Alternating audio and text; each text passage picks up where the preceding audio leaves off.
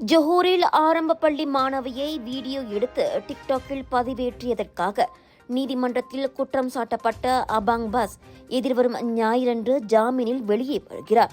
Muar sessions நீதிமன்றம் மற்றும் பத்துபாட் sessions நீதிமன்றம் நிர்ணயித்த மொத்த ஜாமீன் தொகையான 40,000 ரிங்கிட்டை அவ்வாடவரின் குடும்பம் ஒரு வழியாக திரட்டியிருப்பதே அதற்கு காரணம். இன்றும் நாளையும் ஜொஹூரில் வார இறுதி விடுமுறை என்பதால் ஞாயிற்றுக்கிழமை குடும்பத்தார் ஜாமீன் தொகையை செலுத்துவர் என அந்நபரின் வழக்கறிஞர் தெரிவித்திருக்கிறார். குற்றம் சாட்டப்பட்ட 24 வயது இளைஞருக்கான ஜாமீன் தொகையை திரட்டுவதற்காக அவரின் அக்கா முன்னதாக சமூக ஊடகங்களில் பொதுமக்களிடம் நன்கொடை கோரியிருந்தார். இந்நிலையில் போதுமான நிதி திரட்டப்பட்டு விட்டதாகவும் நன்கொடையளித்த மலேசியா, சிங்கப்பூர், இந்தோனேசியா, மியான்மர் மக்களுக்கு நன்றி என்றும் அந்த அக்கா இன்று தனது முகநூல் பக்கத்தில் பதிவிட்டிருக்கிறார்.